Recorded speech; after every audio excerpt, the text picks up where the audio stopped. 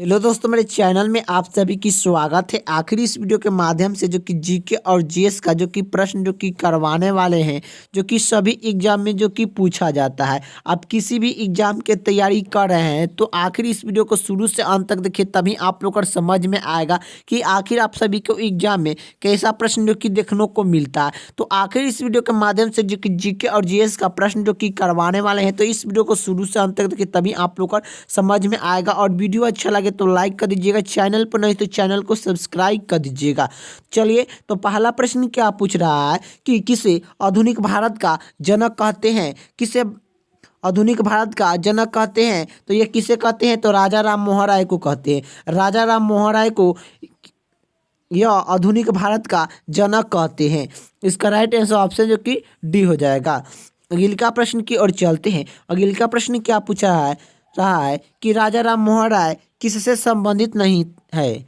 तो राजा राम मोहन राय किससे संबंधित नहीं है, तो यह जो कि संस्कृति शिक्षा से संबंधित नहीं है। तो राजा राम मोहन राय किससे संबंधित नहीं है, तो यह संस्कृति शिक्षा से संबंधित जो कि नहीं है। इसका राइट आंसर ऑप्शन जो कि ए हो जाएगा।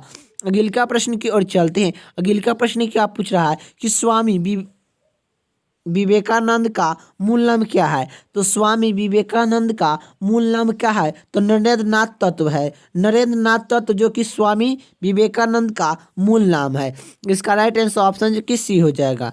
अगला प्रश्न की ओर चलते हैं। अगला प्रश्न क्या पूछ रहा है, अगला प्रश्न ए पूछ रहा है कि अखिल भारतीय किसान सभा का गठन कब हुआ।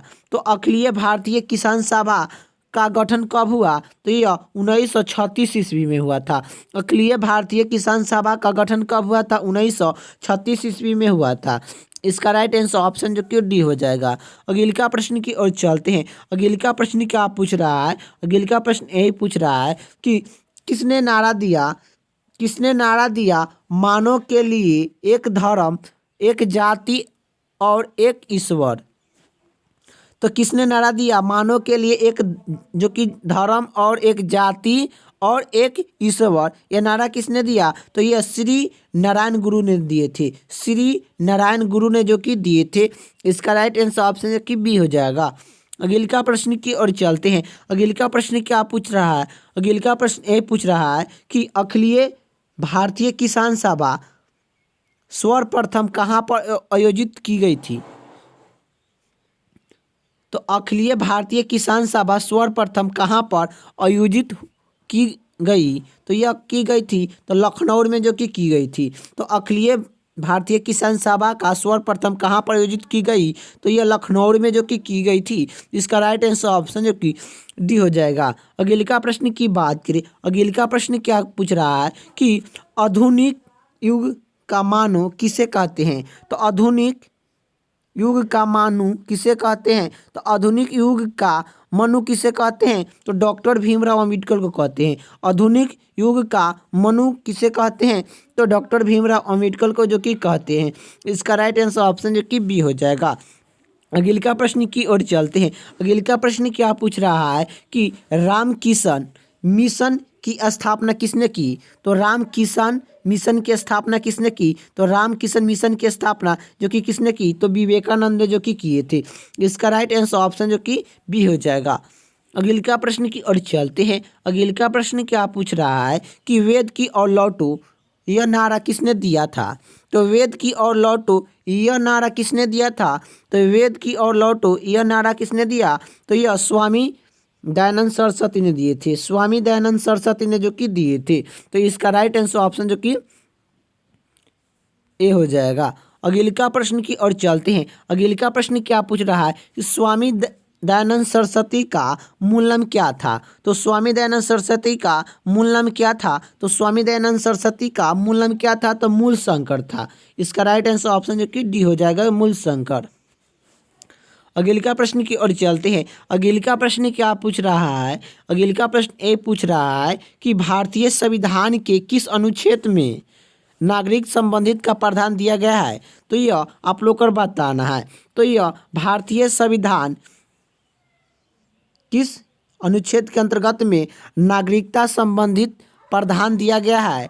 तो भारतीय संविधान किस अनुच्छेद के अंतर्गत में नागरिकता संबंधित का प्रावधान दिया गया है? तो अनुच्छेद जो कि 5 से लेकर 11 तक, अनुच्छेद 5 से लेकर 11 तक भारतीय संविधान के अनुच्छेद के अंतर्गत में नागरिकता संबंधित का प्रावधान जो कि दिया गया है। इसका राइट आंसर हो जाएगा अनुच्छेद 5 से लेकर 11 तक।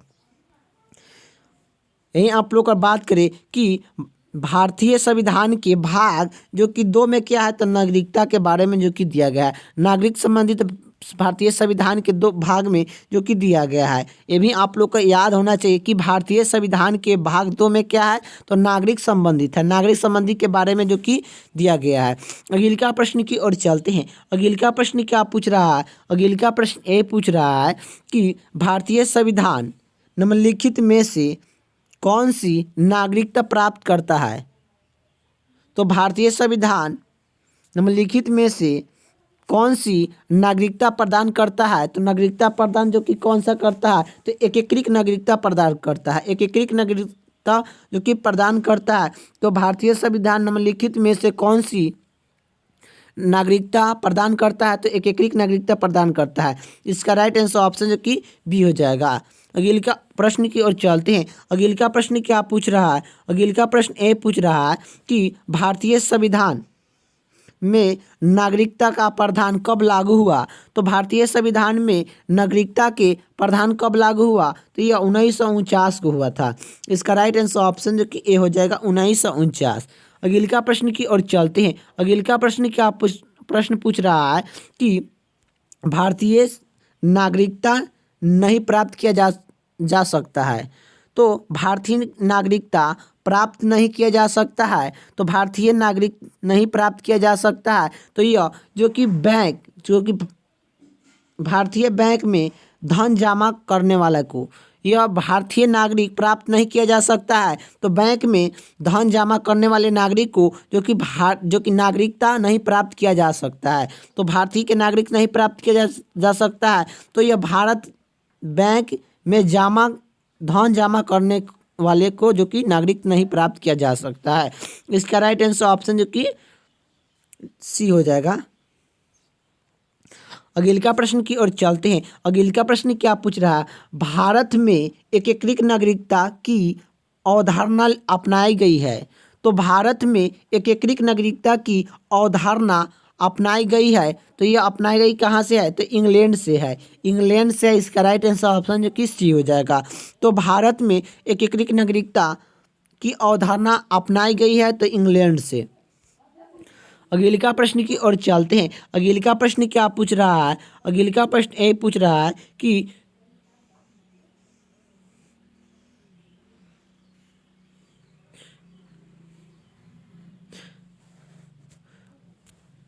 समान जो कि क्या संपत्ति के अधिकार को मूल अधिकार की श्रेणी से हटाकर किस अनुच्छेद के अंतर्गत में रखा गया है? तो संपत्ति अधिकार को मूल अधिकार की श्रेणी से हटाकर किस अनुच्छेद के अंतर्गत में रखा गया है? तो यह किस अनुच्छेद में रखा गया है? तो 300 के क में, अनुच्छेद 300 के क में रखा गया है। इसका राइट आंसर ऑप्शन जो कि बी हो जाएगा। अगला प्रश्न की ओर चलते हैं। अगला प्रश्न क्या पूछ रहा है? अगला प्रश्न ये पूछ रहा है कि किसी वस्तु का प्रतिबिंब मनुष्य की आँखों में कहाँ पर बनता है? तो किसी वस्तु का प्रतिबिंब मनुष्य की आँखों में कहाँ पर बनती है? तो किसी वस्तु का प्रतिबिंब मनुष्य की आँखों में कहाँ से बनती है? तो यह रेटिना से बनती है। रेटिना से जो कि बनती है। इसका राइट आंसर ऑप्शन जो कि डी हो जाएगा। तो किसी वस्तु का प्रतिबिंब मानव शरीर की आँखों में कहाँ से बनती है? तो रेटिना से बनती है।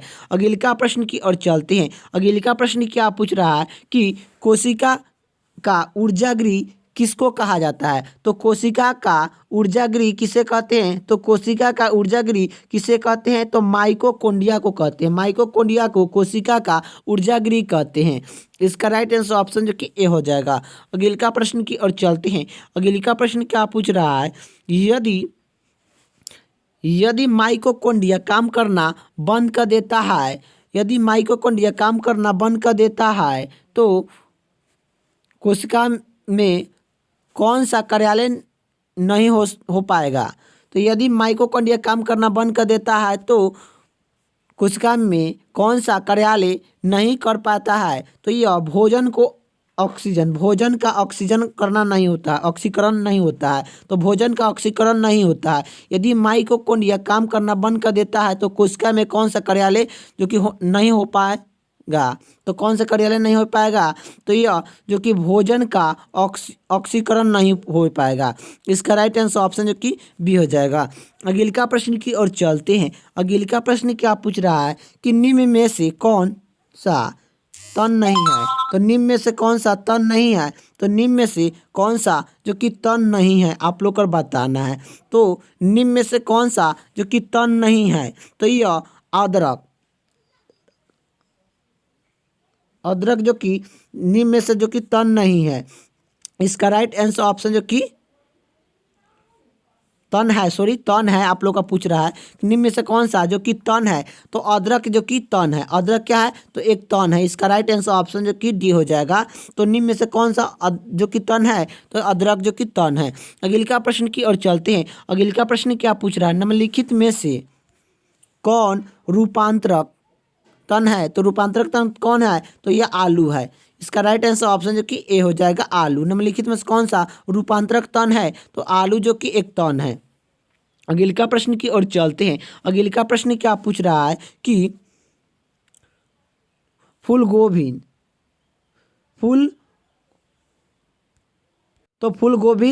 में पौधे का उपयोगिक भाग कौन सा है? तो फूल गोभी में पौधे का उपयोगिक भाग कौन सा है? तो यह ताजा पुष्प समूह है। ताजा पुष्प समूह है। इसका राइट आंसर ऑप्शन जो कि डी हो जाएगा, ताजा पुष्प समूह जो कि है। अगला प्रश्न की ओर चलते हैं। अगला प्रश्न क्या पूछ रहा है? निम्नलिखित में से कौन सा विश्व का सबसे बड़ा पुष्प है? तो निम्नलिखित में से कौन सा विश्व का सबसे बड़ा पुष्प है? तो यह रेफ्लेसिया जो कि है, रेफ्लेसिया यह जो कि विश्व की सबसे बड़ी पुष्प है। रेफ्लेसिया जो कि विश्व की सबसे बड़ी पुष्प है। इसका राइट आंसर ऑप्शन जो कि बी हो जाएगा। अगला प्रश्न की ओर चलते हैं। अगला प्रश्न क्या पूछ रहा है? अगला प्रश्न ए पूछ रहा है कि जंतु विज्ञान के नाम से किसे जाना जाता है? तो जंतु विज्ञान के नाम से किसे जानते हैं? तो यह जंतु विज्ञान के नाम से जाना जाता है। तो यह किसे जाना जाता है? तो अस्तु को जो कि जंतु विज्ञान का जो कि जाना जाता है। अगला प्रश्न की ओर चलते हैं। अगला प्रश्न क्या पूछ रहा है कि जीव विज्ञान के जनक किसके माना जाता है? तो जीव विज्ञान का जनक किसे माना जाता है? तो अस्तु को माना जाता है। जीव विज्ञान का जनक किसे माना जाता है? तो अस्तु को जो कि माना जाता है। अगला प्रश्न क्या पूछ रहा है कि पुष्प का अध्ययन को कहलाता है? तो पुष्प के अध्ययन को क्या कहलाता है? तो पुष्प के अध्ययन को क्या कहलाता है? तो यह क्या कहलाता है? तो एंथोलॉजी कहलाता है। पुष्प के अध्ययन को क्या कहलाया जाता है? तो एंथोलॉजी कहलाया जाता है। इसका राइट आंसर ऑप्शन जो कि डी हो जाएगा। अगला प्रश्न की ओर चलते हैं। अगला प्रश्न क्या पूछ रहा है कि फलों का अध्ययन को क्या कहलाता है? तो फलों का अध्ययन को क्या कहलाता है? तो फलों का अध्ययन को क्या कहलाता है? तो यह पोमोलॉजी कहते हैं। फलों का अध्ययन को क्या कहते हैं? तो पोमोलॉजी कहते हैं। इसका राइट आंसर ऑप्शन जो कि बी हो जाएगा। अगला प्रश्न की ओर चलते हैं। अगला प्रश्न क्या पूछ रहा है?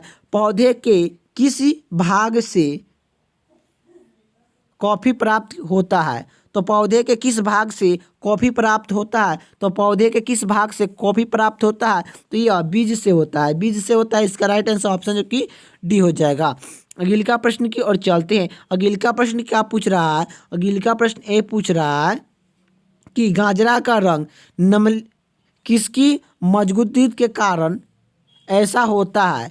तो यह गाजरा का रंग किसके मजबूती के कारण ऐसा होता है? तो यह कैरोटीन के कारण होता है। कैरोटीन के जो कि कारण जो कि गाजरा का रंग जो कि होता है। इसका राइट आंसर ऑप्शन जो कि ए हो जाएगा। तो इतना ही आप लोग का प्रश्न जो कि रहने देते हैं। तो आखिर आप लोग का वीडियो कैसा लगा कमेंट बॉक्स में बताइएगा। और वीडियो अच्छा लगे तो लाइक कर दीजिएगा। चैनल पर नहीं तो चैनल को सब्सक्राइब कर दीजिए। जय हिंद, जय भारत।